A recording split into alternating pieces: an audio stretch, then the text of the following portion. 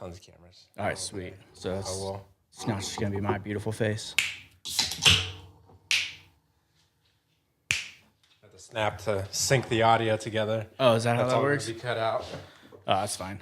And then this light gets a hell of a lot of shine on me. So Oh, that's cool. hence the beanie. Is my hat gonna mess up with the fight or anything? No, it looks good. All right, cool.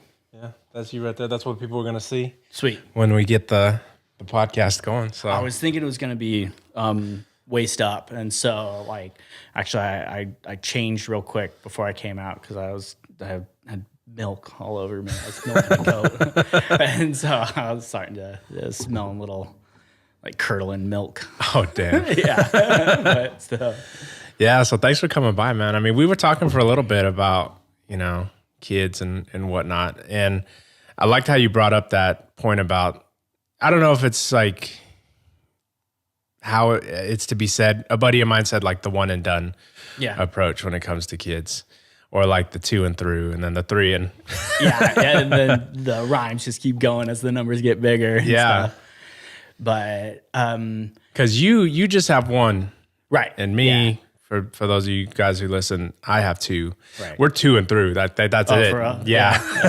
Yeah, no, and to each their own kind of thing, and so, but I just find it interesting as I start telling people that I only have one child, and that's pretty much it. We've decided that we're not going to have any more kids.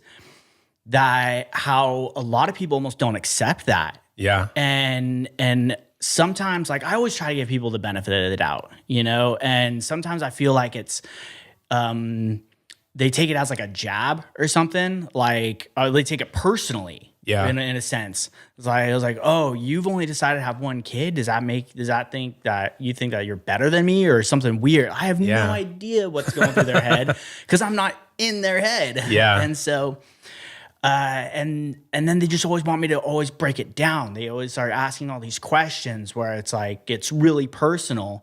And sometimes these are strangers, you know, where it's like, because I mean, talking about kids is such a common thing that you could talk with people that you just meet on the bus, or that, you're just kind of running into.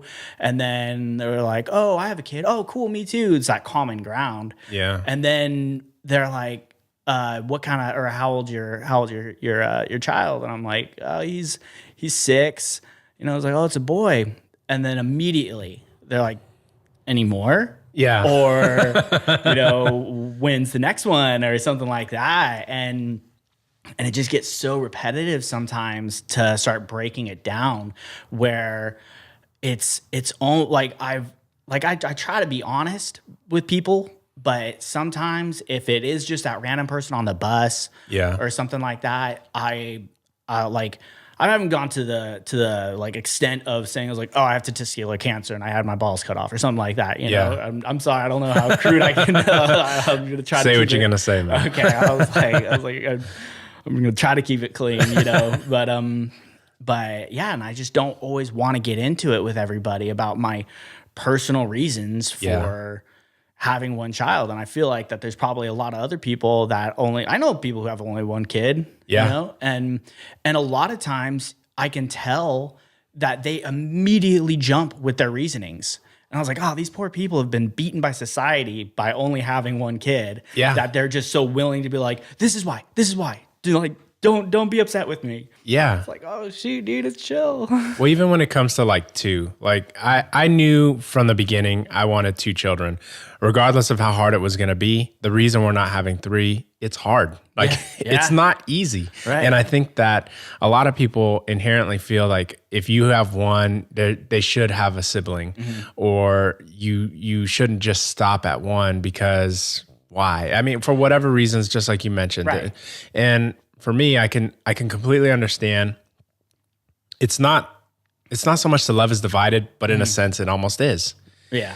And you get to pour all of yourself into your one child and treat them like 100%. You have 100% of my attention, 100% of my focus. When you do have 2, the paradigm shifts. Right. And whether we like to admit it or not, our time is divided. Yeah, and that is one of the greatest benefits I think of having one child is that you do get to really focus individually and stuff. And but the one thing that I feel like I'd be missing out personally from not having another child is those challenges and is seeing how I'm able to adapt and overcome these hard situations when the kids are like, "Who do you love more?" I mean, shoot, sibling therapy is a real thing, you know. And so of adults who come up and like, "Oh, I'm this way because my parents didn't love me as much as they loved my other brother," or something, you know. That scapegoatism. Yeah, exactly. And so it's for me like. And even right now, I'm already feeling like I need to justify my reasonings for having one child, you know? I think that for myself, my whole opinion is you got to do whatever you're going to do. I mean, you got to live the life that you're going to live. It's not for me to impose my beliefs about child rearing and how many children people should have, because I'm not going to raise those children. No. They're not going to be mine. So if one person decides to have one, then that's their decision. Everybody, I would hope, should know they need to step back. Right. And it's like, let them do them. That's so not something that people know to do, you know. Stepping back is not something that a lot of people are voluntarily doing. And so they just immediately want to come in with their opinion. And sometimes I notice more with the older generation, the one prior to ours, that are very eager to tell you what you're doing wrong and how to correct your wrong ways, you know, instead of trying to taking a step back and being like, oh, what made you come to this decision, you know, or where did this happen? Unless it was like some medical personal reason or something like that. And so, but no, I think, I mean, I know for me personally, I'm fulfilled with one child, you know. I mean, I've come to that acceptance and like, no, this dude, he really, because my son, he's 6, he like, he completes me just as good as, you know, and as my wife does, you know, just adding to that family. And so it's not accepted a lot of times, and it's weird. Yeah, I don't understand it. And maybe coming from the older generation, one of the examples I can give for those of you who are listening, you are a veteran as well as you're currently serving in the military. Right. And so one of the things, like my dad, he is in the Marine Corps, would tell me, a lot of old timers always tell the young kids, sign up for the Marines, join the Marines, don't do the other branches, do the Marines, be a man. Right. And really, I think his explanation or his way of thought is they knew how hard it was and some of the things that sucked about it, and they kind of want the younger guys to go through it too. Right, like, to get that hard element of growth that you're only going to get by somebody screaming in your face kind of thing. And back then it was a heck of a lot different than it is today. Yeah, and so it's kind of like I went through it, you know. Don't take the easy route. You should take the hard route too. Because if I had it hard, you should have it hard. And maybe people with a lot of kids, it might be the same thing. I had it hard raising 2 kids. You should have it hard too. There shouldn't be parents out here, or even married couples, because I'm almost curious how those who decide not to have children at all are feeling it. Like, and that's like so much more of a common thing. Yeah. And so, and before, prior to having, you know, I would have probably come off as from that older generation. I was like, you got to have kids. What's wrong? It was like, you know, I was like, how are you going to feel like you're done? Yeah. You know, but that's me imposing my personal feelings onto somebody else. Yeah. You know? And so, and now I'm like, if someone's like, no, I don't think we're gonna have kids, it's like I want to applaud them. I'm like, yeah, good for you. Stand up for what you want, man. Yeah, live your life. Exactly. Because I can see the benefits of everything, like or of all decisions. For those who don't want to have children, I can completely 100% understand that they don't want to do it. They want to live their life. They want to travel. I mean, it does provide you a lot more certain freedoms. Like we're at the stage as parents right now where I have coworkers saying, "Oh, you're going to go see this movie?" No, I'm home with my kids. Like, you know, we don't have babysitter planned or whatever the case. You're not going to go? It's like, No, like, do you understand how difficult it is to make plans when you have children? So for those who don't, it's like, okay, you're just free to do whatever, whenever, and that's fine. And if you're completely 100% going that route, no regrets, then yeah, I do applaud that too. And if you decide to have one, that's great too, because there's a lot of benefits to just having one. You go through those growing pains once, whereas we're going through the second round. Our daughter's going to be 1 in a couple days.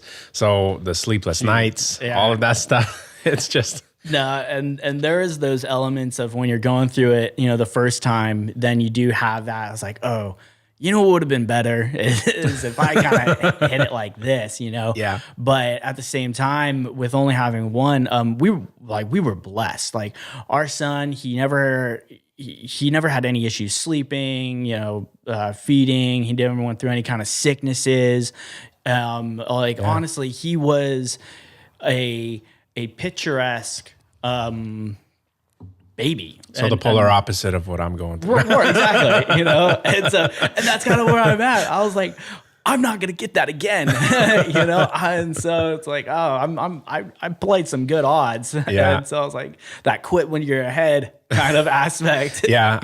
We actually spoke with another mother who had 2 children prior, and she said that they were both like heaven sent, just totally easy, lax babies. Love to cuddle, relax. Like bedtimes were a breeze, feedings were a breeze. Baby number 3 came into the picture, a total like boss baby scenario. Oh, right. I'm the boss of this house. We're doing things my way.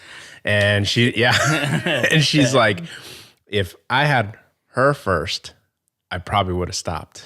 But because we got lucky with the other 2, we thought, let's keep going. Like our babies are easy. This isn't work. Like, no worries. I think I'm looking at the other side of where it's like I lucked out. Yeah. So did you come into it like as, I don't know, like, did you always think about it like having a family, having children? Because I know that for myself, I've always had that idea ever since I could remember. I knew that family, children, that's what I wanted. Yeah. Other people, it's like, if it happened, whatever. I just want to play the field. So no. I don't know at what age, but it not having a family was never in my mind. It was always like, oh, I wonder, well, like when I'm a dad, this is going to be fun if I have to go do this and stuff like that. And so, and honestly, even from a young age, I always pictured having 2 or 3 kids, And so that was kind of what I was prepping myself for. And even when I met my wife and once we got engaged and, we were talking about like starting a family and stuff like that, what her expectations growing up of having a family looked like. Yeah. And where I was kind of like, I want like 2 or 3. Yeah. She's like, I want 2. And that's it. So I was like, so I want 7. Let's meet in the middle, kind of thing and stuff. And so, and then once she got pregnant and we had our first son, we were still kind of moving forward with that idea, with that, original mind that me and her both had growing up. I was like, okay, 2 kids makes a family kind of thing. And then, and so we were going for that. And then, she ended up having a miscarriage, and that was, that was really hard, and that was really hard on her, on myself and everything.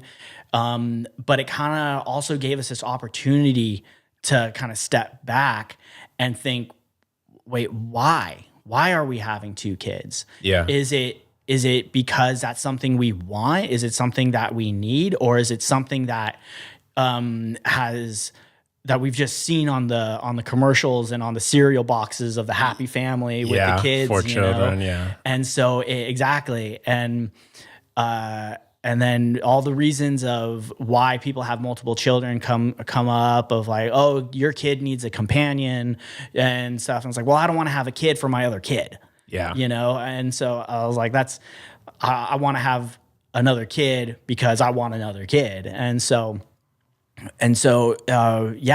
originally me and her both wanted more children, but it wasn't until we grew up and we were able to kind of really look at things as adults of what's best for us, what's best for the child that we have, and why do we want the things that we want, that we think we want. And so, yeah, no, I would have never thought that I would have been that I would have only had one child and been content with it. Yeah. And so that's because, even growing up, if I was like, if something happens and I can't have kids, I'm going to adopt until I have this number of kids, But at the same time, I think I was fulfilling that picturesque mind that I had in my head it's ingrained in us. I mean, that's where there's a lot of stressors that are out there with, things like divorce increasing, people seeing being a single father or being a single parent, that they don't want to do that. But unfortunately, it's almost the climate of things. Yeah. And I kind of wanted to, step back, and if you are open to discussing it, but I'll share my experience when my wife and we were trying for baby number 2. Yeah. There were a lot of ups and downs because my wife has like a heart-shaped uterus. It was going to be a high-risk pregnancy. It was for our son, so we were touch and go. He was born premature, 2 months early, and that was very spooky for us. Oh, yeah. So baby number 2, we kind of knew it's going to be the same kind of road, but there were a lot of times where we thought she would miscarry. And I can't really express, like you understand. Right. I can't express the feeling to people who've not experienced this.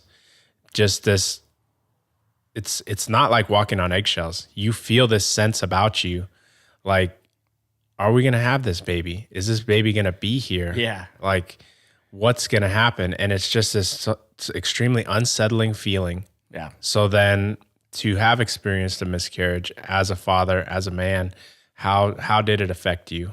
Oh yeah, well you go through that whole thing of when you're starting to look at the pregnancy, and once it's a confirmed pregnancy and everything like that, you like, man, what are the numbers on miscarriages in the first term are like really high, and so it's a possibility, and especially after you've already had a child and you're like, oh well, it didn't happen the first time, so. That's something that happens to other people. I hate that expression, but it's so common and it's so right, And so inside you're like, I'm trying not to get excited, but there is that element where I'm already picking names, kind of thing. And so, and then the miscarriage actually happens, and it affected me emotionally. I mean, not nearly to the extent that it affected my wife. And so my heart goes out to her, and my heart goes out to all those women who have had multiple miscarriages. I can't even imagine what that would be like. And so, because that first one, my wife had that first one, she was like, you know what? I think I'm done for a little bit, you know?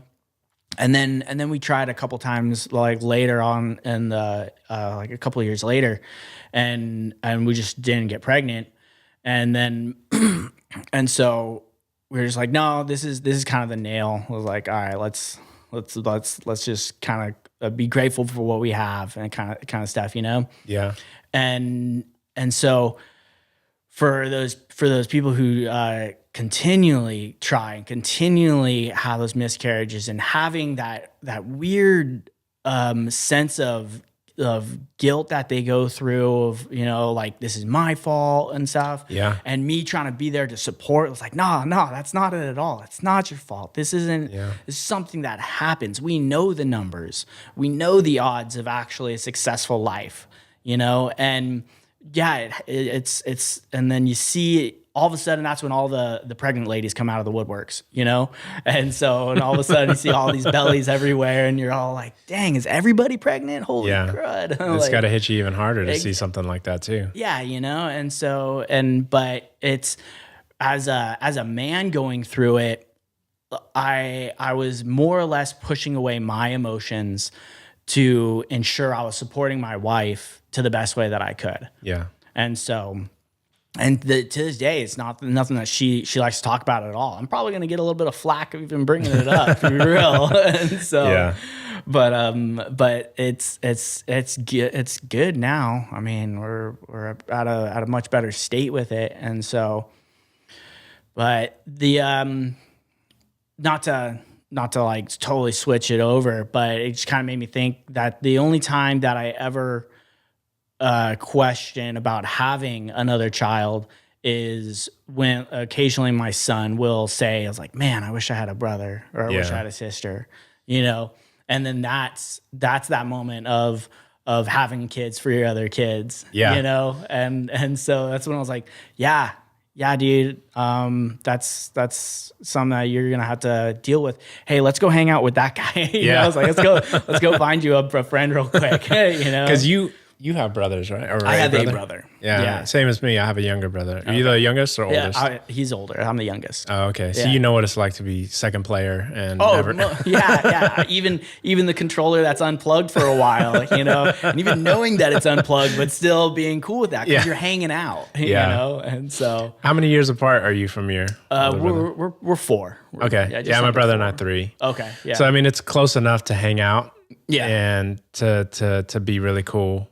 That's got to be the other hard part, growing up solo, because you and I we don't know what that's like. Exactly. And so then I also end up, I'm like, am I wearing multiple hats here? Do I gotta like be father? And then do I gotta mess with him a little bit harder, like how like my brother did to me, or what? You know, and sometimes, but I kind of do that naturally anyway. Sometimes I think I mess with my son a little bit too much, but and so, but it at the same time, it also encourages me to be that much more interactive with him, you know, because he doesn't have that other person to just kind of go bounce off of. That I want to be there and be like, okay, dude, let's sit down and let's play this. Let's go ahead and go do that, you know. And it's also tough because he looks a lot like me, and so I tend to treat him and do things with him that I think I would have liked, but he is so not me, you know? And so I have to be like, I have to listen really hard. It was like, wait, what are you into? That's okay.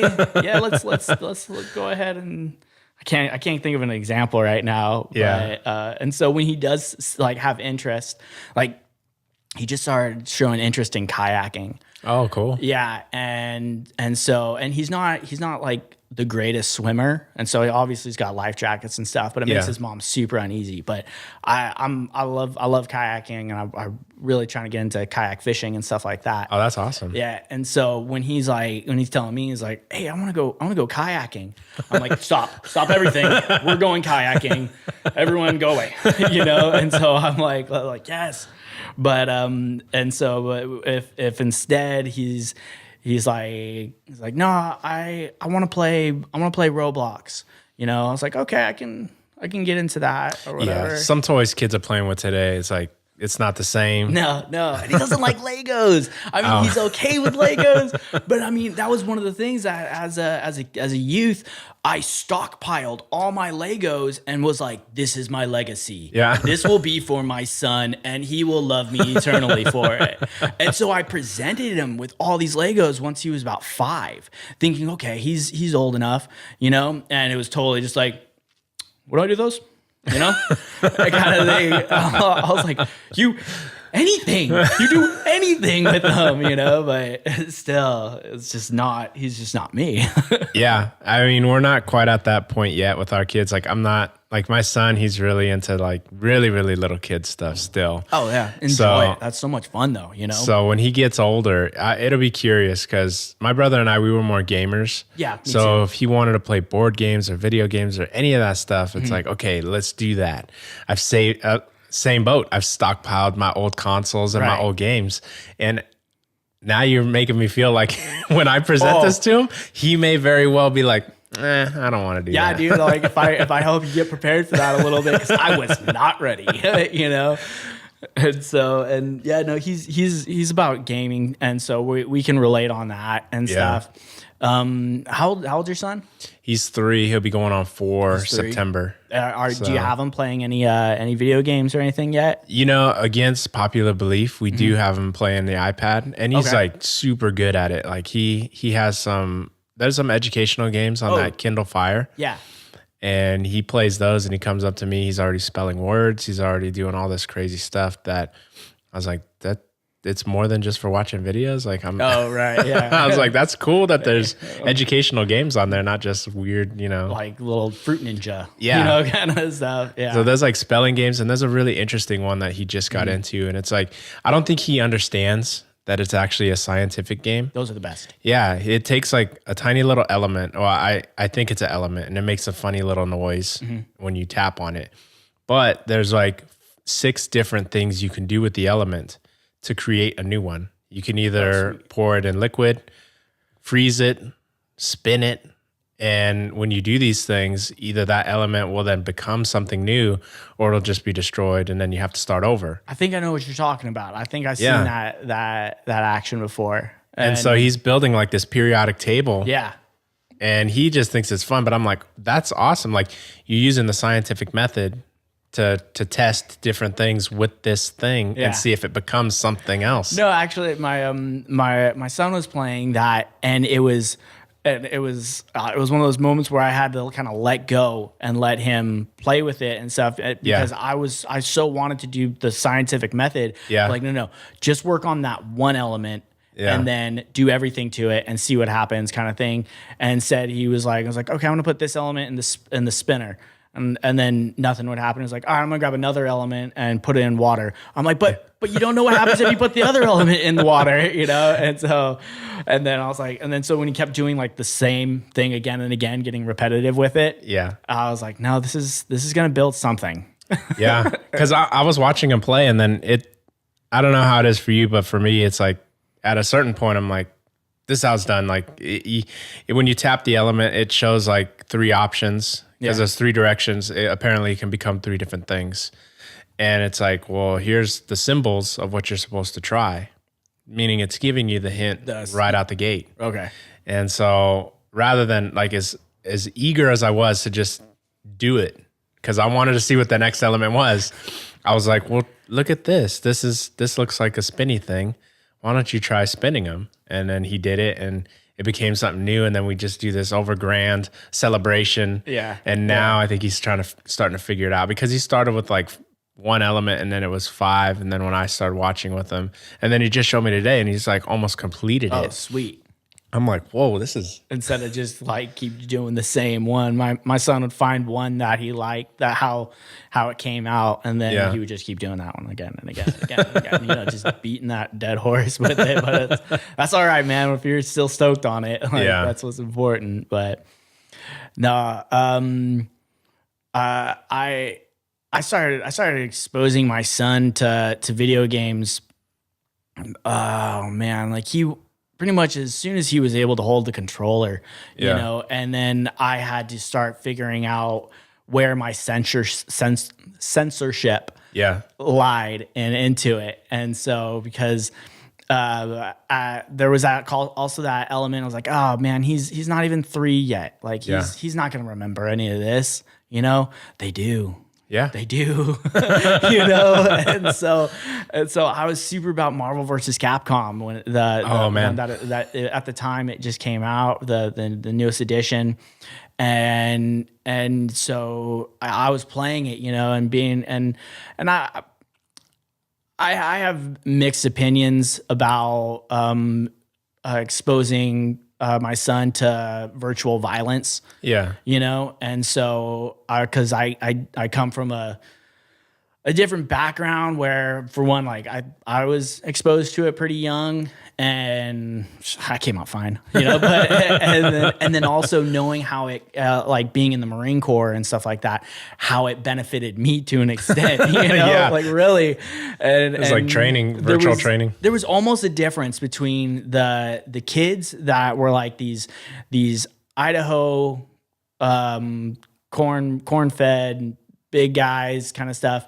who were like, nah, I never played no video games. My video games was going out and chasing chickens, you know? It's like, sweet dude, I chased chickens too. That was fun, but I really liked Halo, Yeah. you know, kind of stuff. And then their reaction once, you know, I'm trying not to. Once I start thinking Marine Corps, my brain just goes into foul language and terrible analogies. But once things got escalated, you know, once things got escalated, their response. I mean, boot camp can get you prepared to only so much, but your upbringing has another complete element to it. And I noticed that a lot of the gamers who were continually desensitized to an extent by this, how their reactions were almost more rational to an extent, you know?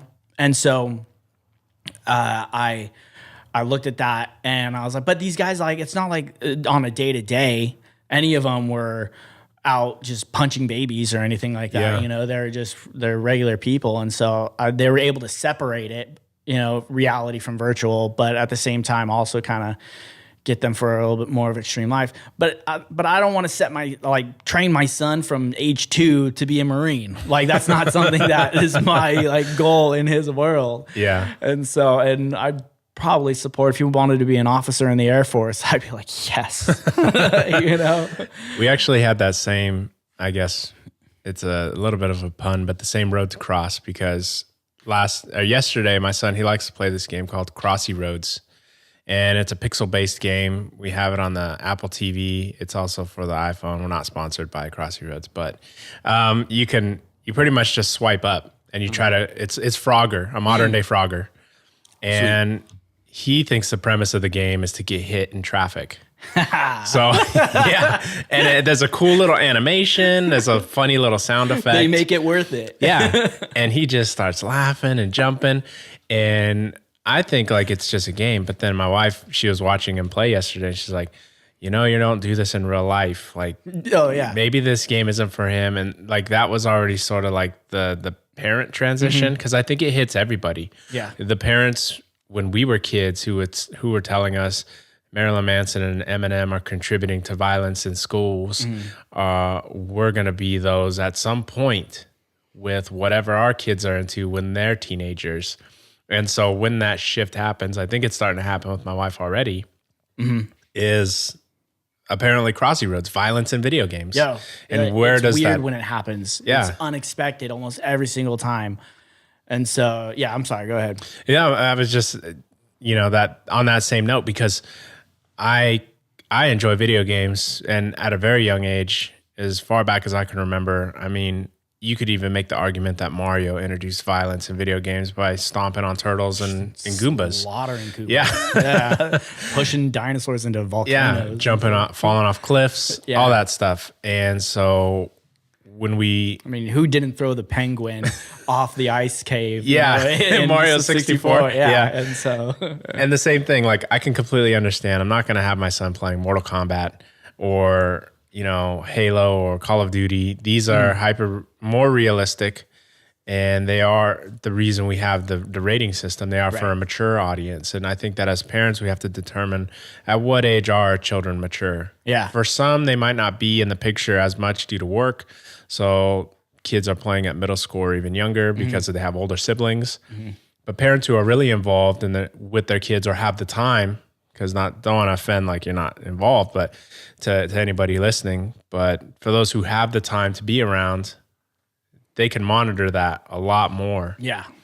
And so kind of curious what your thoughts are on video game violence for your son, at what age, and just like the introduction of more mature content altogether. Yeah. I mean, do you kind of have a soft idea of that where you're like, you know, I'll see when I get there? Yeah. And play it by ear. And that whole playing by ear thing can be so dangerous sometimes, you know, and so if you don't have a set plan of what you want to do, and so then you don't know where the lines are that you're trying not to cross. Yeah. But like I was saying too, is I was playing Marvel vs. Capcom.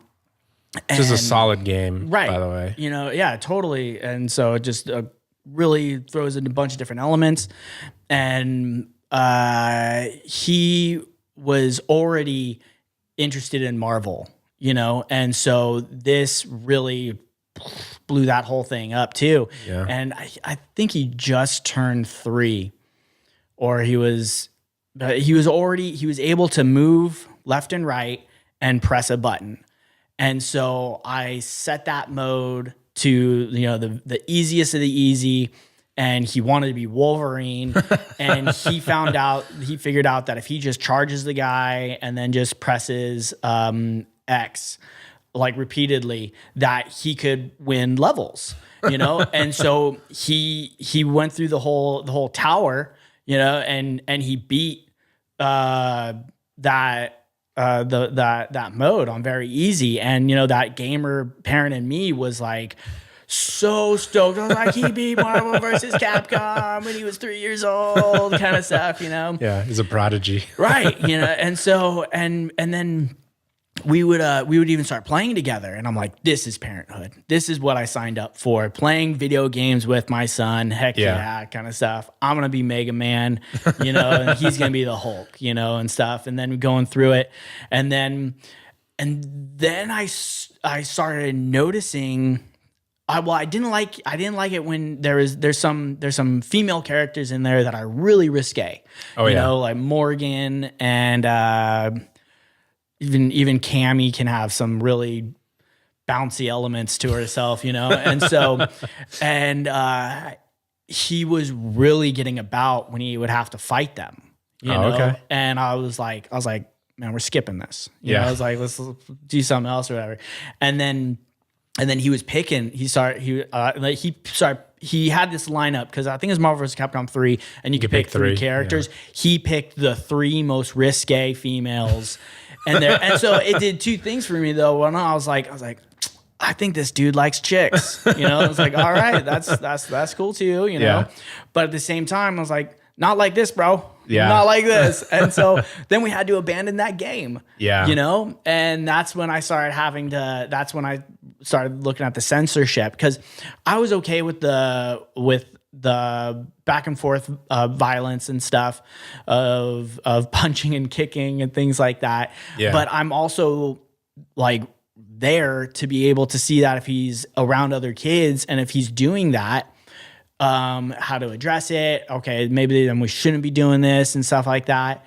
And so, and to be able to kind of like pull that plug, I wasn't expecting to pull the plug on because of Morgan. Yeah. But still, we had to do that, and so then we had to move into the Lego games. Oh, okay. The Lego games was our lifeblood for like 2 years. Oh, right on. You know, that's like the Wii versions, or like. Oh no, they for Xbox. Oh, they have them on there too. The Xbox 360. I mean, they got them on all platforms now.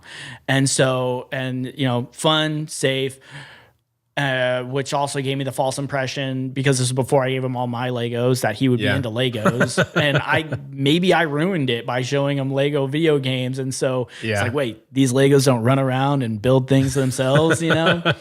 And so now that he's gotten older, he's really critical over himself, over failure. Yeah. And so he's really, anytime he does something, he wants to be the best at it.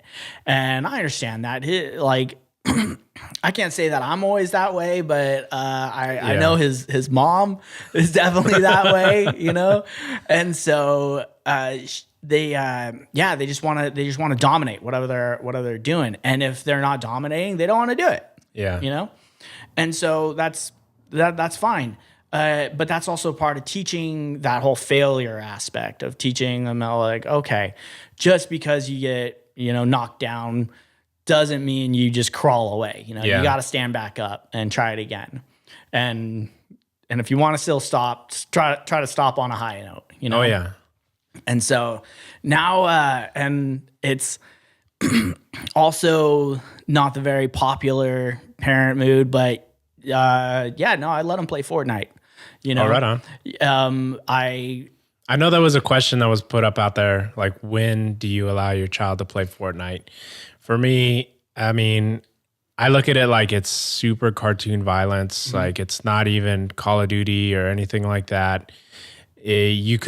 There are so many things now that parents can do, like mute the audio to other gamers, because I mean, for someone who's played Halo, I'm sure you've heard it all. Oh yeah, you've heard, and they're wicked. Yeah, they're from super 6-year-olds. 6-year-olds will lay into you. Yeah, they'll rip you right down to your soul, telling you the worst things that your mother was doing, and you're like, you don't know my mom, you know? Yeah, here you are, a grown man crying on the inside because some Exactly. 6-year-old is tearing you down. Oh, dude, and it comes to the point where then you end up just going on the game, not even to play the game, just to talk trash to kids. Yeah. Like wait, no, you need to step back and but So there's definitely a lot of things parents can do to rank that back. Yeah. And I don't see Fortnite, especially at your son's age, as a really bad thing. I know there are a lot of people out there though.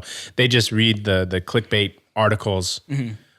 Kid plays Fortnite, won't eat dinner, whatever the case may be, and they're He's like, himself. yeah, I can see that it's a reality because there's no pauses on these games anymore. I know.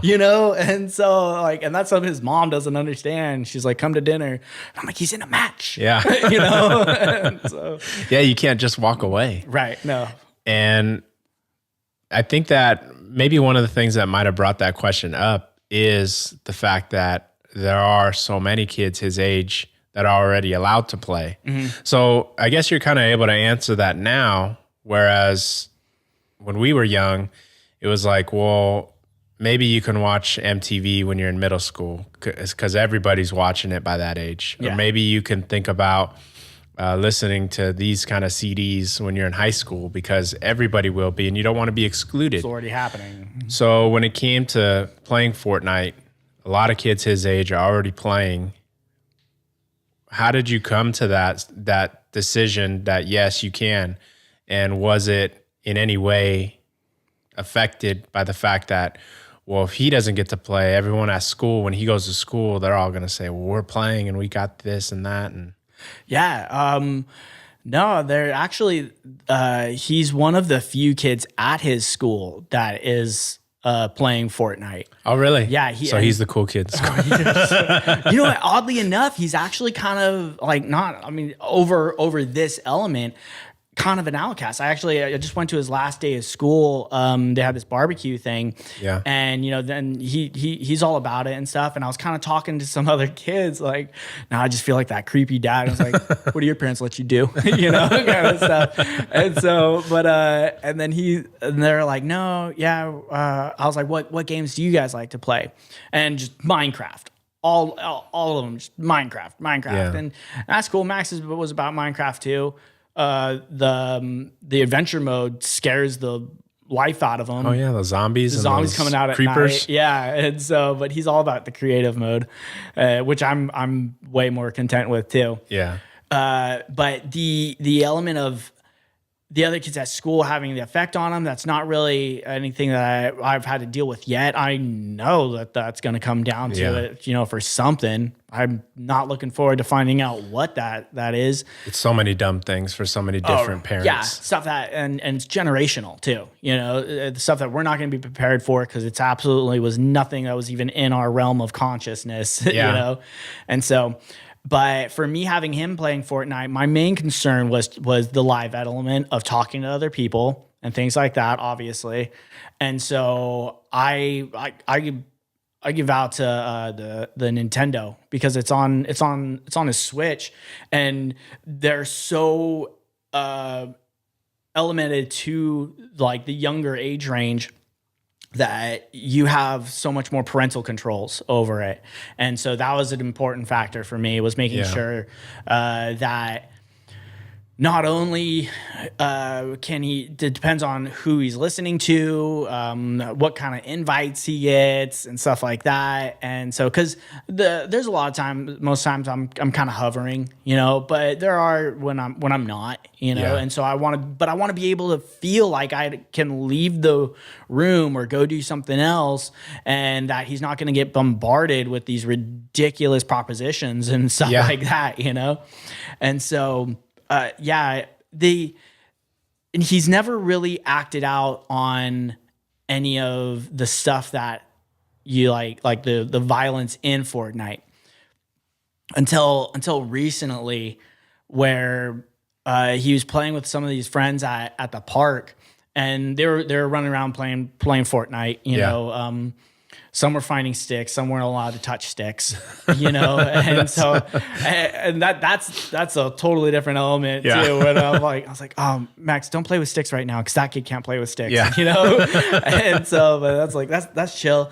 And where I was like, yeah, go ahead, go play Fortnite, but go like pretend there's bad guys out and around, you know, and you know, like shoot pretend bad guys. But he didn't. He wanted to where he was shooting everybody. And I asked him, I was like, is that how you play at school? You know, he was like, yeah. I was like, you don't pretend that there's imaginary bad guys around, because that was me and my buddies. We never played like, well, we're okay, you're on this team, I'm on this team. It was always, we're on the team together and we're gonna go take out the invisible villain kind of thing.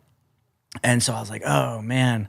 So now I am in this kind of like concept where, because I don't see what he was always doing at school at recess, where I was like, I need to be more aware of that element. And I was able to sit him down and tell him like why that's not okay, why pretending that you're pointing at a gun to somebody, even though it's out of fun. And even if both of you think it's fun, what people around you see and think, you know, and like, I don't really, there is that element of, man, people are going to think I'm a bad parent, you know, and that sucks. But I really try not to alter any of my parental elements due to the persona that I give off to others kind of thing. You know, I was like, I want to do what I'm doing, how I'm doing it. If you don't like it, you know, I was like, okay. But because of Fortnite, there's team-based aspect to it. And those are the ones that he plays. Yeah. And so you would think that maybe he and at least 3 buddies have a 4 team and try to go against somebody else. But to just go solo, everybody a free-for-all, which is also an aspect of the game. That can definitely lead to some pretty... I had to sit him down pretty tough because, because I had to just call the whole thing off and bring him over because he ran up and came up behind a kid and made a pistol thing with his hands and just shot him in the head. And I was like, whoa, bro. Okay, let's reel that back in a little bit, son. That's you know, and so execution on the playground. Dude, like Boons of Saints. Yeah, Boondock Saints. Boondock Saints style. I was like, oh, shit. I don't know how I would feel if I saw that. Like that would be... and plus I'm like, you don't do that in the game. You could never get that close, you know? And so I was like, I could understand, like, you know, you see kids out there running around maybe teabagging because that's something that people do in games, but... So I can, when you so you're sitting your son down and you're having this talk with him now. You know, and I'm telling him basically that whole thing of what you're doing right now seems like fun, but like that made me uncomfortable. And I can't even imagine what it made those parents feel. Yeah. And now, honestly, if those parents didn't want those kids to play with you because they thought that you were going to be shooting their kids in the head, I couldn't argue with that. You know, I'm not one bit. Honestly, I don't really know if I want you playing with these other kids because for some odd reason it makes you want to shoot them in the head. And so, you know, but and he's like, well, and he was trying to make like some excuses, like it was like, oh, it's no big deal. It's what we play at school and stuff like that. And I'm like, aren't there like people that watch you do stuff at school? Like I thought that there's like playground monitors and stuff because I darn know that would not fly at school. And so I was like, I would be getting phone called up real quick. And so I was like, yep.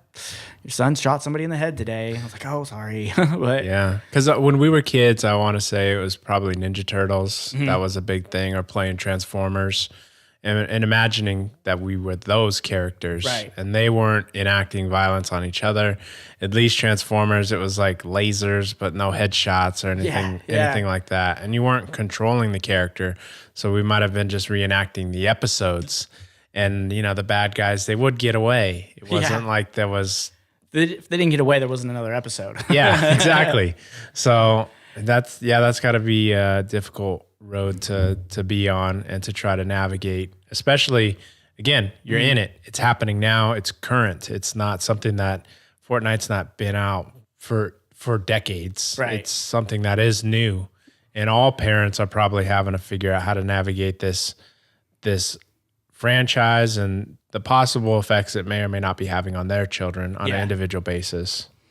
Yeah, and I know I'm going on a much more lenient, not quite as conservative as my parents kind of stuff, side of it, and I'm trying to just work my way through it. But also, I'm looking at the future of what he's gonna have to deal with as a parent. Video games are on ESPN now. Yeah, it's very big. And so it's not as much of a pastime as much as something that people get paid for, and that's the other issue too. For me is he's playing these games, but he's good at it, and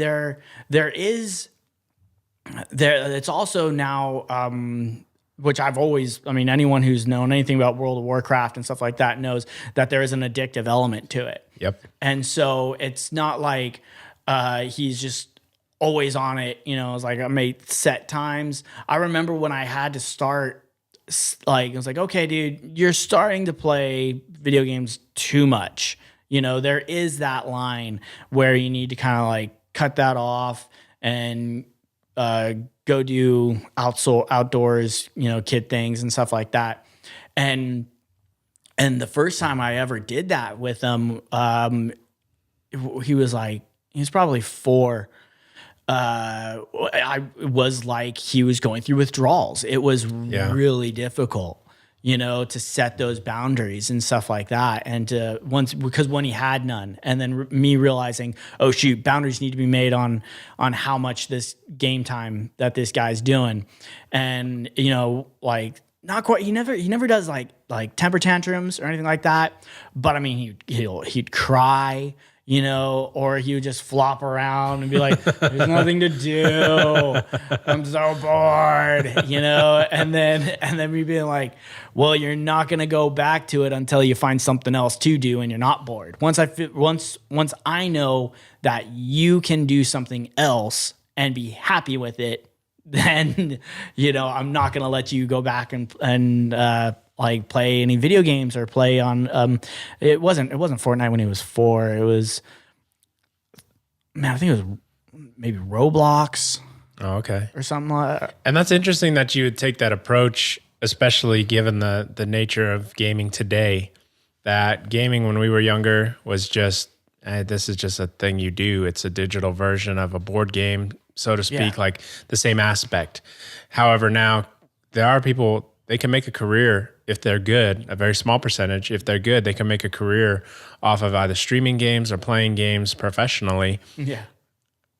Wherein lies the difference, though, just like you said, is the addictive side of it. Whereas as a parent, I wouldn't really have an issue, and I don't know if you'd be on the same page, if my son from sun up till sundown wanted to play basketball or catch or anything like that, because it's a physical sport. There's health benefits to it. There's skill that is gained over continual practice, much like a video game. Yeah. But there's not the same dopamine hit that you get off of gaming. Victory Royale. Yeah, Victory Royale, purchasing a new skin. Yeah. There's no microtransactions to basketball or baseball or any other sport. So that is where I think the major difference is, and why, if presented with the same issue of, do I let my son play a video game sun up to sundown versus basketball sun up to sundown, I would say no to video games, right, just like you. But I would probably say yes to basketball. It'd be hard not to. Yeah. Come in when dinner's ready kind of thing. I know those parents and stuff who have to limit their kids like basketball or softball time and stuff like that and stuff. But it's probably because they've been on that side, where they know how focused and how everything else drops off. Yeah. And how it can eventually, it'll mess with your scholastics and stuff. Oh yeah, that too. And so they're like, whoa, okay. Because I mean, it's hard for me because I can't see my son spending more than like 2 hours like playing a outside sport or something like that. But before he's like, all right, I want to do something else. Yeah. But I would imagine that I would end up, if I've seen him as just continually doing one thing repeatedly, to be like, okay, it's time to break it up. It's time to you got to diversify yourself. Right. And so, because I mean, as humans, we're so complex, and to being able to do multiple things, in a single day, and and to be able to switch brains, you got to switch brains. Yeah. And so that's the same kind of argument that I tell him when he's on the computer on his Switch too long, it's time to switch your brains up, dude. Yeah. And I mean, now he's used to it, and he's just like, okay, and then closes it, and then, and then he'll be like, Mom, you want to make something? Like, cause he likes cooking and stuff like that. Oh, right on. Yeah. Yeah. My son's the same. He likes baking muffins with my wife. Yeah, so. dude. And I encourage it. They have that. And I'm like, heck yeah. Like that's great. And so plus then, then it's also like this switch where I was like, all right, I'm going to step off a little bit and I'm going to go fishing or something, Yeah. And so. And you brought up scholastics. I mean, school, even with sports, it can fall off. And there's always that balance. I think as parents, one of the things that some of us are taught, but others have to learn as we go, is the fact that we always have to be there, whether it's considered hovering or just an overseer of our children's time and where it's going. We can't just be on the iPad all day. We have to learn to write. We have to learn to read. We have to educate ourselves too. And that segues into young adulthood. By the time they're in high school age, and maybe they're really good at a sport, maybe they're really good at an e-sport, like a game. And it's like, you still have to do well in school to graduate. And who knows where esports will be when our kids are at that age? Will there be college scholarships at that time? Right. Yeah. Oh my goodness. Yeah, I know, but weird. Yeah. And if that's the case, it's like, my son's got to step up. Yeah. If there's a college scholarship at that age, you still have to maintain a good GPA just to keep it in at the college level. Or if you're just going to, go pro after high school, at least you as a parent would probably want just get your diploma. Right. Exactly. It's like this is what the deal. We signed you up for this when you were in kindergarten all the way to 12th grade. You can't quit just to go pro before you get that diploma. So I mean that, or if he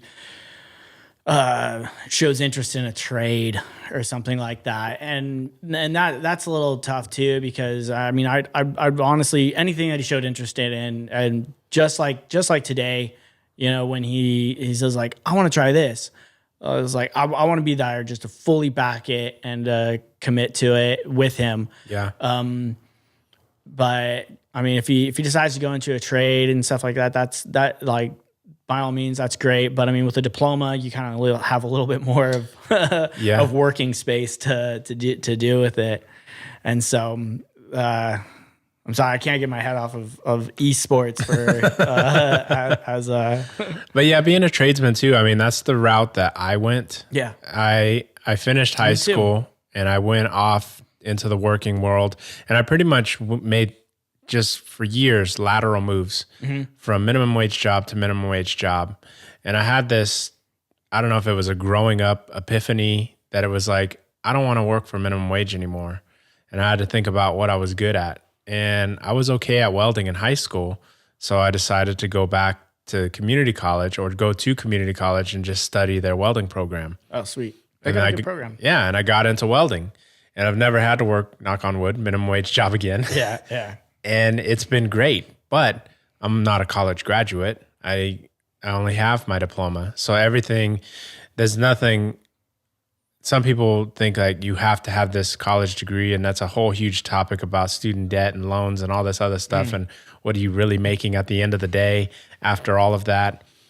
Whereas a tradesman, I mean, these jobs are like the backbone of America, pretty much. No, real talk. And so, but usually what you end up, what I've found is that when you're making that trade-off is your own physical well-being. Yeah. You know, and that's really where that money comes in, is because you're getting paid a lot because you're getting beat up. Yep. You know, and so, and I know in welding and ironworking and stuff like that, it's really physical, and you can deal with a lot of that meticulous same position, or that awkward point where then the next day you're like, oh shoot, I can't look left. Yeah. You know, it's not Zoolander style. It's like, you know, it's like, oh, physically hurts.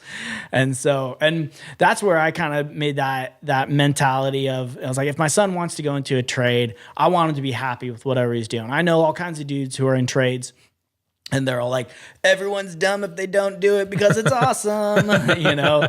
But me, I started looking around at the people who've been in it for longer and seeing how weathered, you know, they are. And you know, where they're like, oh yeah, 3 knee surgeries, back replacement, you know, or whatever.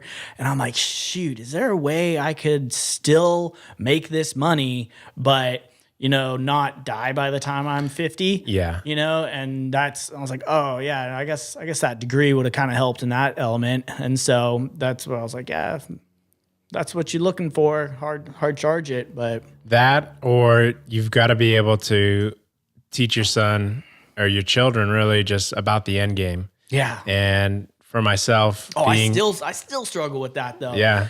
For myself being a tradesman, it's like, I have to think about it, because now that I'm a machinist, I have to think about, well, I am on my feet all day. And I remember the cashiers at Vons when I was bagging groceries talking about, you know, fallen arches and just surgery on their backs because they're standing all day long. They don't get to sit. Chairs. Exactly. I don't understand. I mean, and that's, you would think, at least like they've developed these standing stools now. You would think that they would be able to have something like that, but that's not even available to them. Don't the companies pay out in like medical insurance or something like that for that kind of stuff? It's like, So I don't understand why they don't. You have a large pool of metadata of people getting injured on the job just standing all day. Yeah. So my wife, she talks to me about the end game. Mm-hmm. What am I going to do long term? Because I may be able to make it to retirement as a machinist standing on my feet all day, but I do handle heavy parts. So what's your quality of life going to be once you make it there? Exactly. Yeah. Am I going to have back pains every morning? Am I going to have knee problems, you know, just crouching down? Yeah. And so if my son wanted to get in the trades, I'd have to tell him, like, either look into school on the side and try to get a degree in something that exercises your brain, because that, for all argument's sake, I think is something that you can just use until you can sit down and use your brain forever.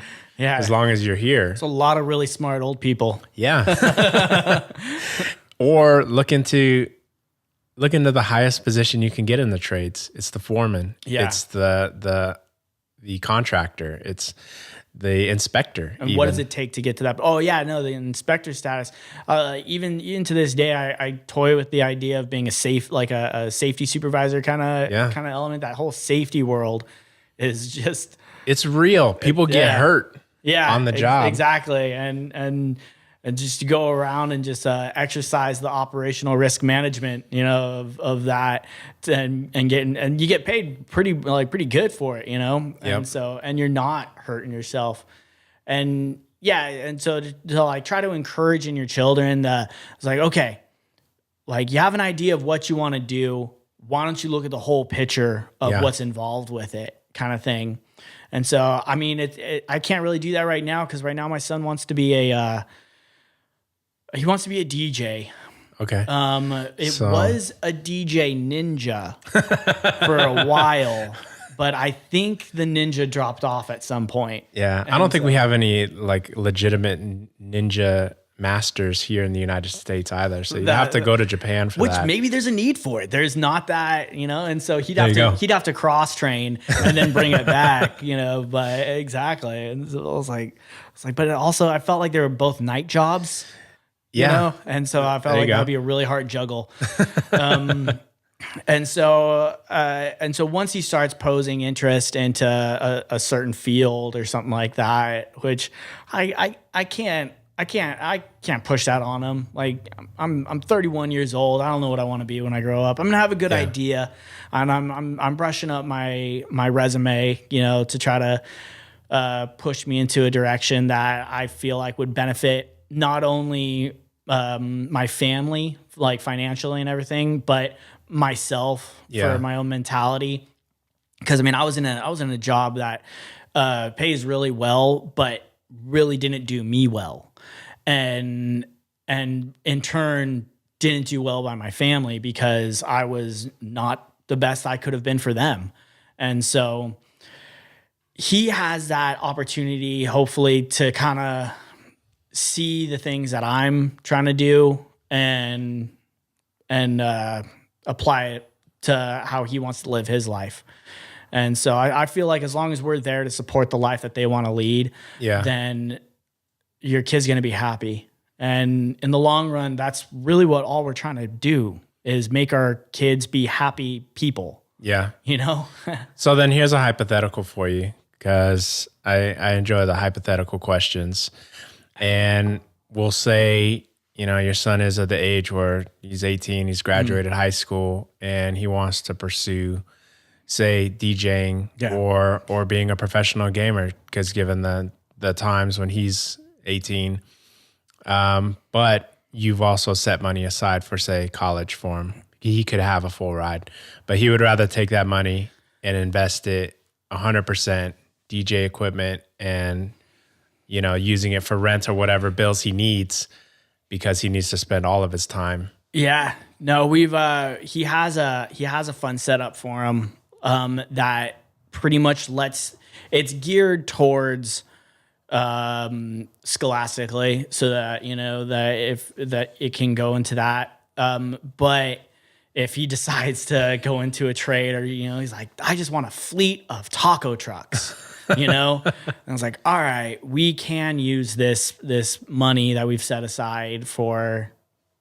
buy a fleet of taco trucks. Well, I guess it wouldn't be a fleet. I was like, let's start you off like a taco truck. Yeah, let's start you off with a truck, and then we'll see where that goes from there. But but a gaming setup, you don't know. And honestly, like I'll be real, I'm hesitant on the whole future of the college world by the time he's old enough, because there's so many different things coming out technology wise, with the whole like Neuralink and everything, where all of a sudden you're going to have a chip in the back of your head that's going to link you to all the information. What are colleges for? And so, other than like trade and stuff like that. And so even trades, it's like, and respect to people who go to the schools.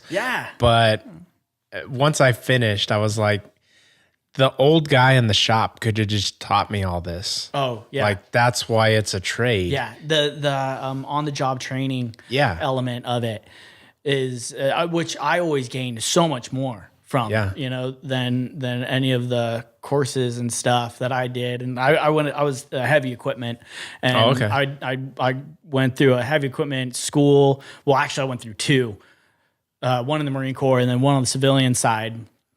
And then got into the union and their apprenticeship program and their little school thing that they did. And still, by the time I actually got into the workplace, that's when the majority of all of my learning began. Yeah. And so it's hard to set up your children's future with not really knowing what the future is going to look like. Yeah. And so you just do your best and put aside what you can, and with as much leeway and buffer space for whatever's going to happen and hope that, the apocalypse isn't around the corner. And it's like, man, I could have bought my own taco truck. I know. So, but yeah, and just try to show your love that way, I guess. And it's tough. And it's always learning as you go. I mean, there's so many parents out there that, much like we started out with, they talk about you should have more than just one child. Mm-hmm. And there are other parents that I've talked to that they already have predestined what their children are going to do. And I'm not on board with that. I don't think that that's the kind of life that I would want my children to have. Although I do see the benefits when it's like you're going to go to college and you're going to be a lawyer or you're going to be a doctor, and you force feed that. Because at the end of the day, they will have an education and they will have a job that pays very well. But in a sense, they'll not have the fulfillment of doing what they might have felt they wanted to do with their life. It's two different sides of the American dream, to be honest. And I know those individuals whose parents was like, set it out for them, and then pretty much force them to go along that. And I can think of two people who, wow, that really messed them up, and they are in a terrible place now, and because they weren't allowed to express themselves and do something that they want. And then I have one homie in mind where, he was so stoked that he didn't have to think of any of that. He was like, oh, wait, I do that next? Bet. Okay. And then just goes along. And now he's super successful and happy with his life and everything like that. And so it's like we try to build these houses and stuff for our kids, and then we just can't get our feelings hurt when they want to redecorate. Yeah. And I was like, oh, this is what I figured that you were gonna do with this house. And then he's like, actually, I want a mobile home. I was like, all right, that's cool. Or he'd be like, no, you listen here, you living in that house. Yeah. And that's got to be tough because I always tell people that I encounter like that when it comes to me and my relationship with my children is that I want to live this life with them and I don't want to live it for them. Word. Because the coolest thing for me is to see where he wants to go, what he wants to do. And some things trip me out and others it's like, oh, that's really cool. I feel like I would miss out on that if it was like, put that down, pick this up. Yeah. Don't do this, do that. You miss out on their individuality, and and your likelihood of having someone who's going to be a happy person without being an individual is way less likely. Yeah. But I mean, hey, socialism has its place, I guess, but it's whatever. And so, that's kind of why I fall back on that element of play it by ear. And learn as it goes, find out where those lines are and stuff for my son.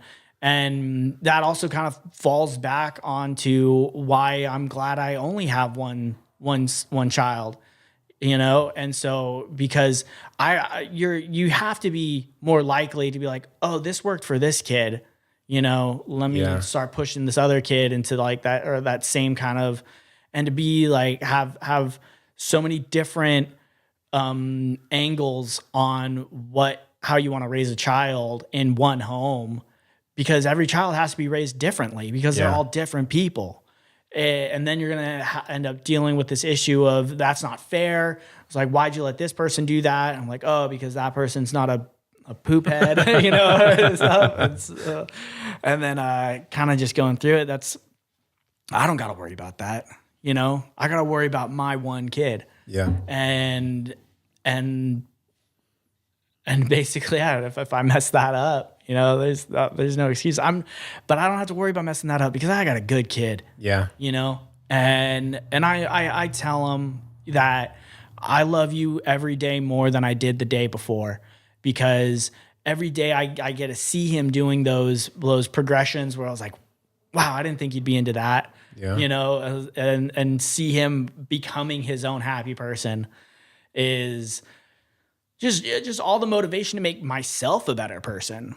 And it should be the other way around, you know, and I try to make sure that it is, that he can see me being happy and doing what I'm doing and stuff like that.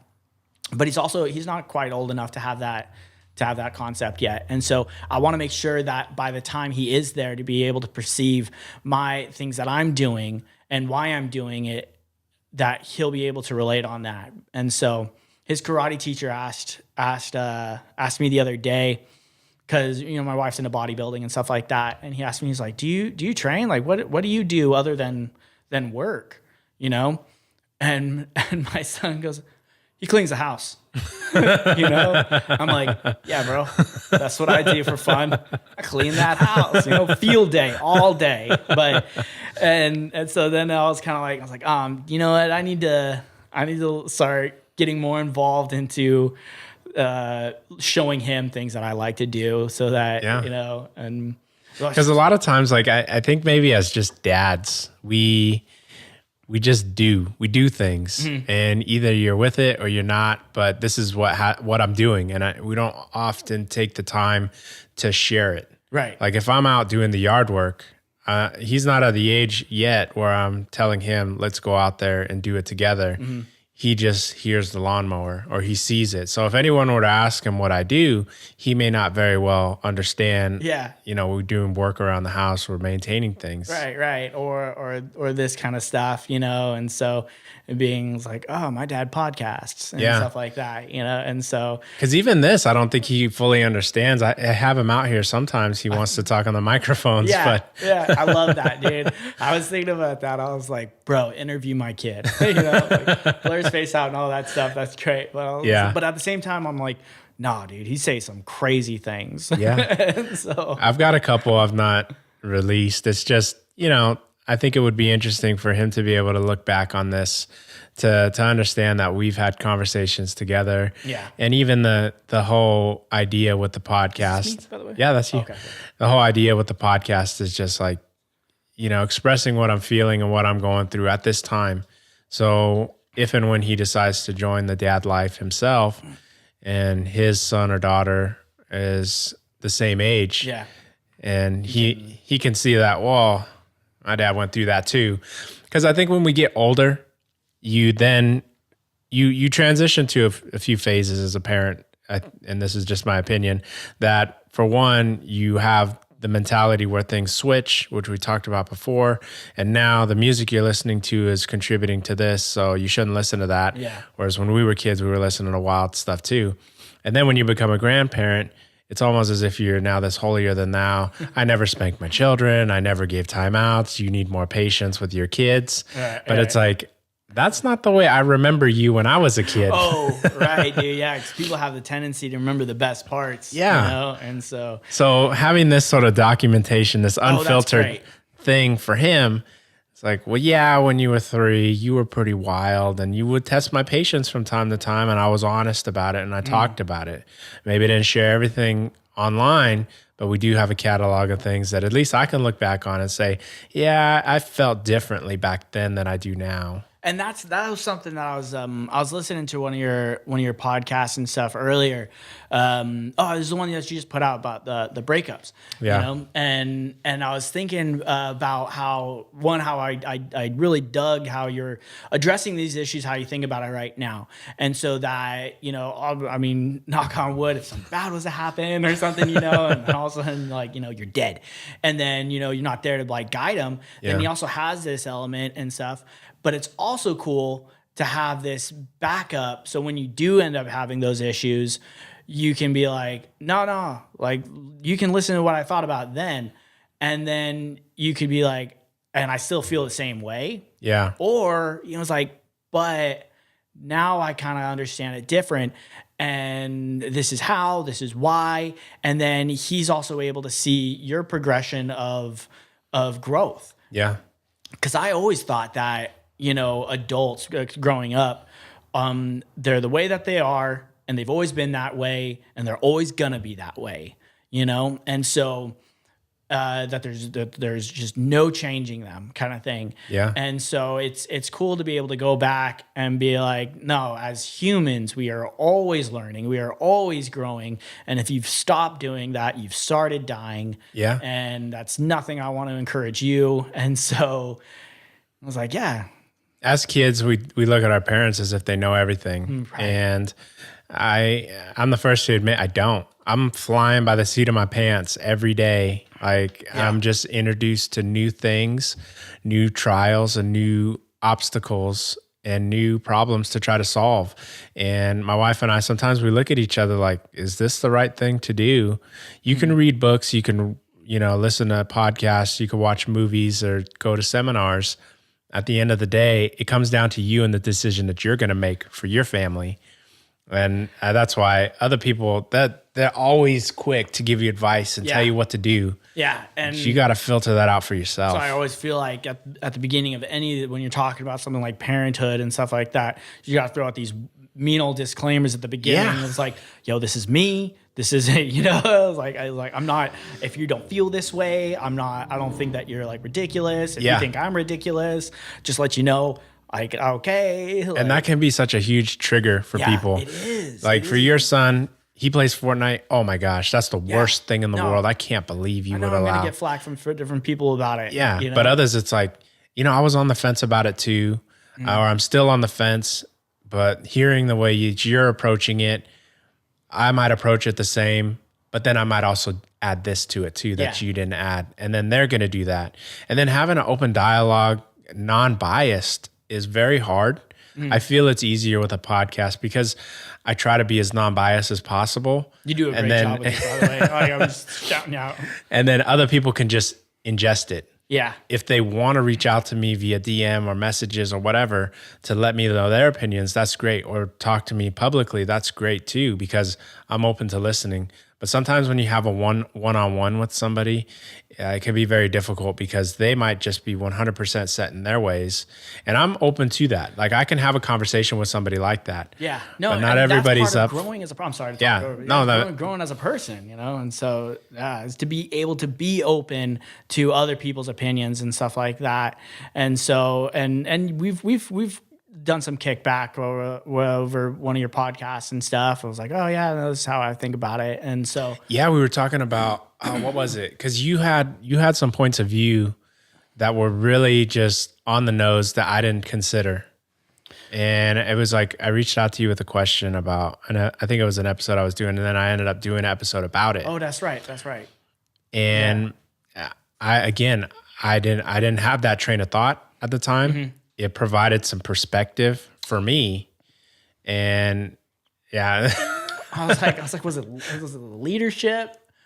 But yeah, no. And be able to bounce off people and to be able to get different perspectives so that you can end up being like, oh, I'm going to apply that, or wow, that wouldn't work with my child whatsoever. Yeah. They would walk all over me if I did that.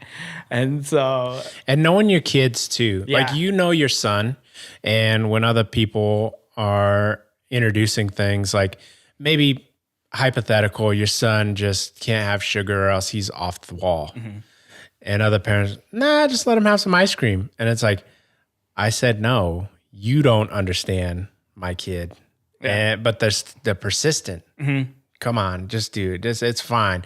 And then they have the ice cream and then they're off the wall and then they're surprised all of a sudden, like, I didn't see this coming. Yeah. And it's like, well, I told you. Yeah. No, and it's actually kind of how I feel about like the Fortnite, with how he starts like playing a little bit more violent and stuff like that.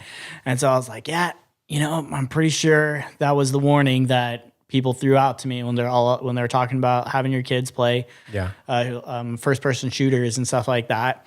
I was like, I was like, I shouldn't be surprised, but at the same time, I was like, it was also because I see my son as like this perfect child. I was, I don't. I'm sorry. I'm sorry. I'm sorry, honey, because my wife does see our son as a perfect child. But I was like, that boy's up to no good right now. I don't know what he's doing, and so.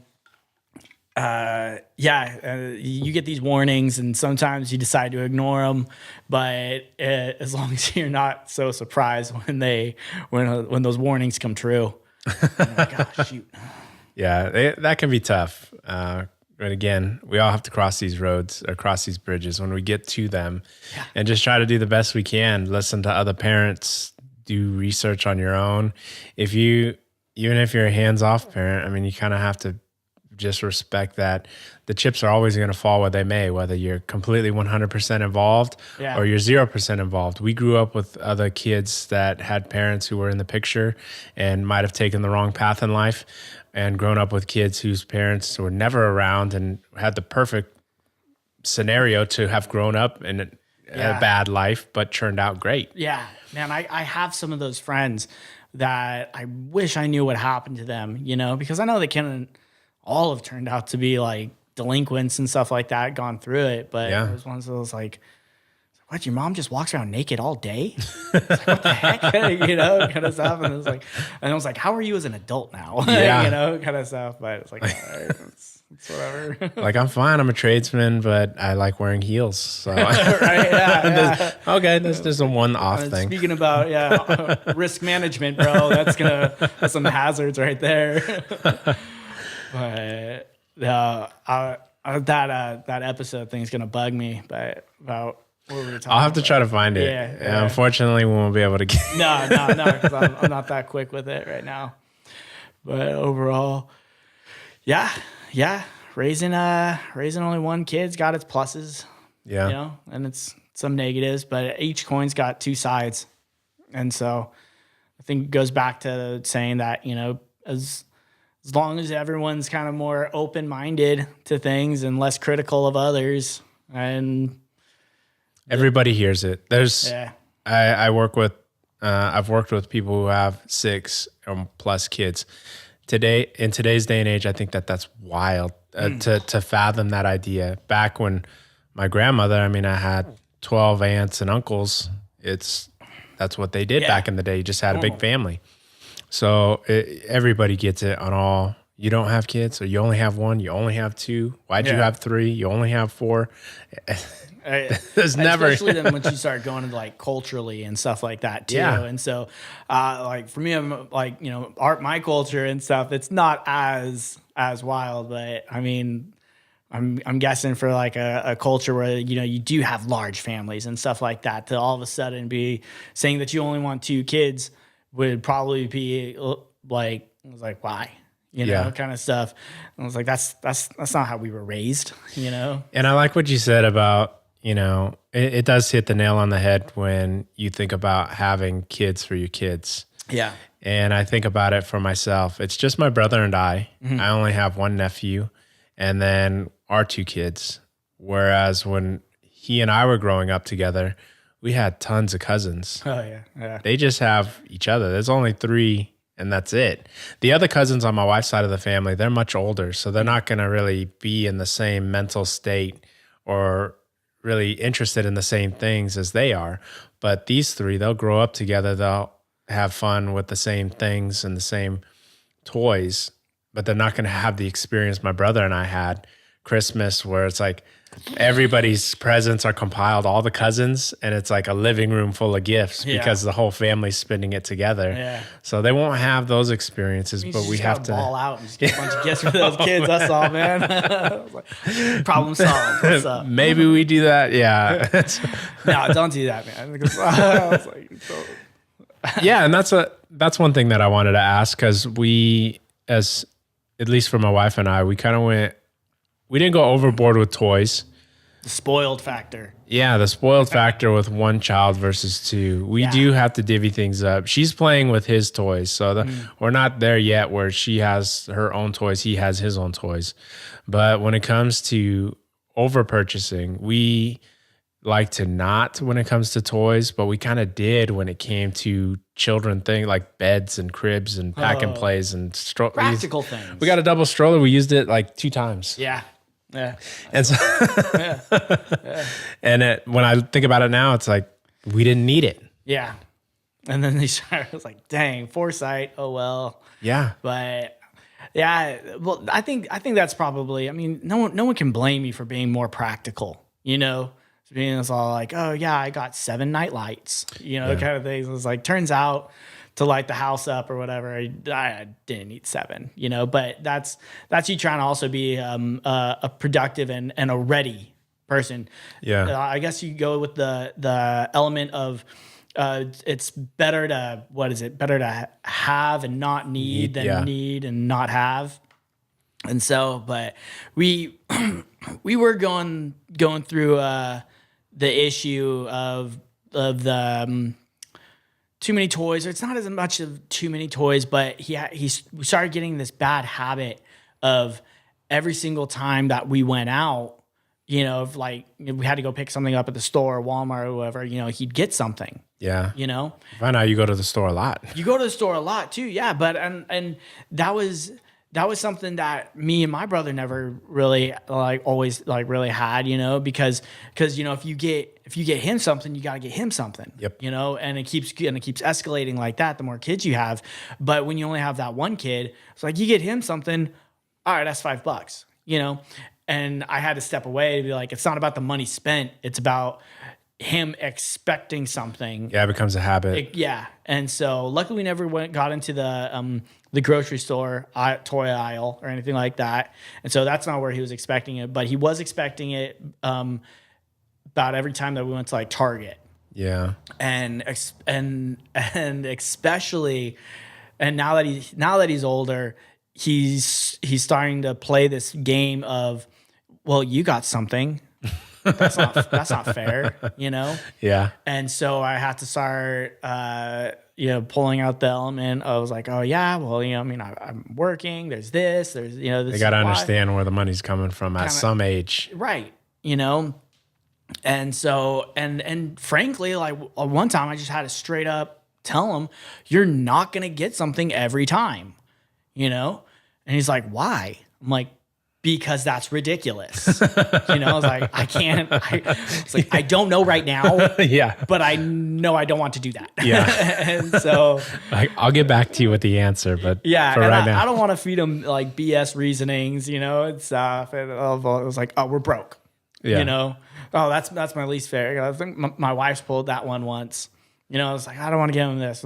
He's like, why? I was like, oh, we're broke. Yeah. You know? And then next thing you know, he goes, we're going to like grandpa's. Like, we're broke, grandpa. Yeah, they remember all that stuff. Oh, dude. Yeah. And then I was like, no. We're all right. We're all right. Yeah. You know? And so, and that, yeah, because you do, it's hard not to spoil your one child. Yeah. And so, but it's about trying to raise this person to be the best person and be ready for life, and knowing that he's not always going to come out with something. Yeah. And so it was winning and losing. Oh, that's right. That's what it was. There we go. Yeah.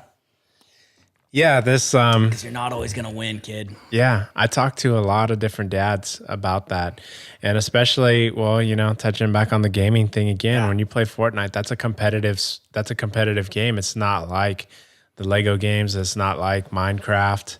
You are competing against other people. Yeah. And you're not going to win every time. And being able to cope with the fact that there's loss. When we were younger, there was loss in video games where it's probably terrible to think about it now, and we probably have some sense of minor PTSD from playing a game, losing, and having to start all the way from the beginning because there were no continues or saves or codes to get you back where you were. Contra. 3 lives. That's it. Yeah. That was a tough thing as a kid to deal with, and there were a lot of like very intense and just sweat-filled weekends trying to beat something. And so having to raise a kid to be able to cope with losing was it can be a very tough thing for some parents to navigate.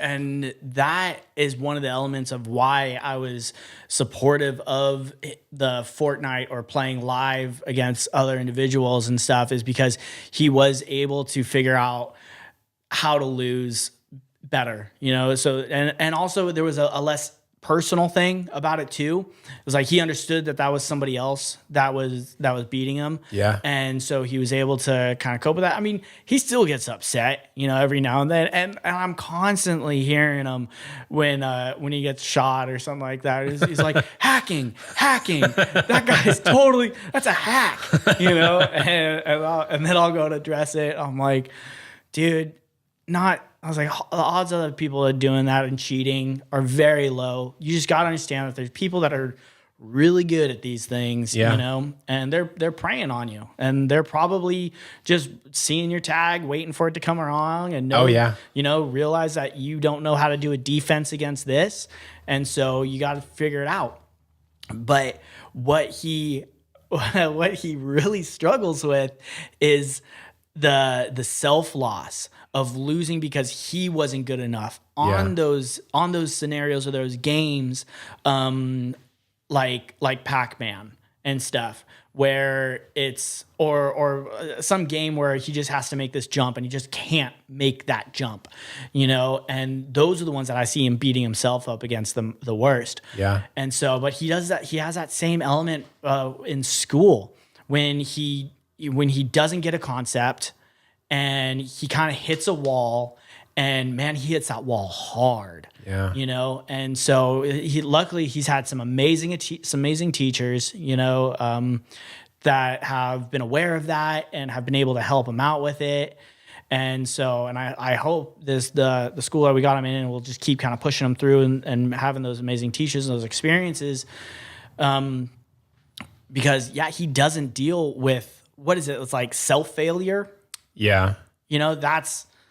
I think that a lot of people, they can't navigate seeing that if it's just that one jump in the game, or if it's just that maybe they can't shoot a three, but they can shoot everything in front of that recognize that you're excelling in all these other areas. You're able to get up to the point where you have to take that jump and then you fail. Understand that that's the obstacle now. Mm-hmm. When you accomplish that, know that there's going to be other obstacles down the road. Yeah. And how you handle this will reflect how you handle those too. And being able to be there with him, he's always had really good hand-eye coordination. And so, throwing a ball at him and him hitting it and stuff, those moments where he gets really upset because he couldn't catch the ball and stuff like that, and he really beats himself, I'm able to be there to kind of encourage him through it, talk him down kind of stuff. It's the moments where I'm not there and he's failing at something that I worry about, because I've seen guys go into some deep, dark places over failure. Yeah. And that's something I want to, I've obviously never experienced that because I just don't fail at anything, but no, I don't process it the same way, that he does. And I have my struggles obviously, but that's not one of them. And so he needs, and so I have a hard time helping him out. And so having a child that's going through an issue that you have a hard time relating with, and so where to you it's just like, oh, it's easy. How about this? Don't worry about it. Yeah. And then I've actually told that to him before, where I was like, how about this? It's not that important. Have fun and try it again. And then he's on the floor. Like, I'm never trying it again. I always go back to the one memory that I have of, it wasn't myself, but we were playing recreational basketball here in Napomo, and we were playing against this team that was just dominating, but we beat them. Mm-hmm. And as we walk out, some of the other team, they're crying. We're middle schoolers. We're grown. Yeah. We're not kids. Yeah, yeah. And they're crying and they're hanging their heads low. They couldn't handle losing. And I think my dad may have been assistant coaching or something, but he told us, don't gloat, don't showboat, don't walk out there and rub it in people's faces, any team that you play. And so when we walked out, we kind of were just to ourselves, mm-hmm. but still to see that and whenever we lost, again, our coaches would tell us, don't hang your heads down low. You did your best and you didn't win this time, but you practice and you come back and you try again. It's all you can do. Yeah. And to be able to explain that. And then, I mean, I'm missing that element when in like games and stuff and like video games, because he's not able to directly see the person that he's affecting, you know? And so where you as a kid kind of thing, and you see how the other teams lost and how they're crying. And I remember that playing some like T-ball and stuff like that. And then like having that thought, I don't got to make them feel bad. They feel bad already, you know, it's like that. Yeah. Like, why would I go and make that worse and stuff? But we're in video games, like they have whole like programs to gloat, you know, that whole, which in his karate classes, his karate instructor, great guy, great dude, is so good with the kids. It doesn't allow any Fortnite dances or anything like that, because he's like, that's taunting. Yeah. You know, and that is not an element that I will encourage here in my class, is any sort of taunting, gloating, saying that you're better than someone. You know, it's like, I don't care if it's the floss. I don't care if it's, you know, just a regular dance, but if somebody else has grabbed it to use in a negative way, then it's not going to be promoted here in my class. And so, and that was kind of an awakening thing for me too, because, like, I'm so used to having like the buddies where you do stuff and then, you know, you're kind of rough on them. Yeah. You know, it's like, oh, well, you didn't do that because you suck at life. Sorry, bro. You know, kind of stuff, but all in fun. And I don't do that like around my son, because I don't want him to. But when I see him kind of doing it, and when it's not negatively affecting somebody else, it's hard for me to be like, I was like, knock it off. You know, I was like, that's not nice. Don't do that, because at some point you're not going to know the difference and you're going to really mess with someone. Yeah. Someone might lay you out for it, you know, like when you're roasting your buddies, it can be different. And teaching them that it's not a gray area. There's a line. Yeah. You can roast your buddies because you've all grown up together and you know each other's, you know, pretty much your limits. But in a sport setting or even in a fight and things like that, there's sportsmanship. Yeah. And not rubbing it in or kicking a man while he's down, and teaching that aspect of things. That's where the karate instructor is coming in from, is from that sportsman mentality, you know, and where I was looking at it as more like a friendship kind of thing. It was like, it's all just building up better friends and stuff. But that's not always going to be the case. And until you're old enough to know the difference, which, I don't know, happens when like you're like 25. I don't know, you know. I know, it seems like it takes a really long time. Some guys just still don't ever figure it out. But I know there's a guy. You got to be careful, but there's a guy. He's the same way, in the sense that it's like it could be related to, say, work, for example, where he may tell you one thing and you contradict that, like, no, you're actually wrong, and you go back to just mind your own business, and they have to make it a point to beeline it to you. Oh yeah. And have the last word. Yeah. It's they always got to end up on top. Yeah. You know, and even if you're like, it's like, dude, we were just having fun kind of stuff. It's like, and you really kind of made it into something that's not. Yeah. You know, it's like, I don't care anymore. Like, you made it all the way over here. And then you end up kind of just feeling bad. I was like, oh, dude, I'm sorry that you had to take it to that level to make yourself feel better. But I was like, okay. And then as long as, if you're able to recognize it, not take it personally, and be like, good job, and not like, you know, condescending with it or anything, but so that they can be fulfilled. Yeah. So you're like, oh, wow. But that's a really competitive nature. Well, the people that do that are just on that super competitive element. And this individual is. Yeah. There's no good sportsmanship. Yeah. If he's winning, he rubs it in your face. If he's losing, you're cheating, and he's making it known that he's unhappy with it. And it's to that extreme. Yeah. and at an age where it's like you're old, man. Like you're not grown out of that. No, and that's how everybody was like in the Marine Corps kind of thing, because it's all that A-type personality and stuff, and that wasn't really me. And so there's a lot of times where people didn't even like me because I wasn't like that. They're like, you're too laid back. I was like, oh, I'm sorry. I was like, all right.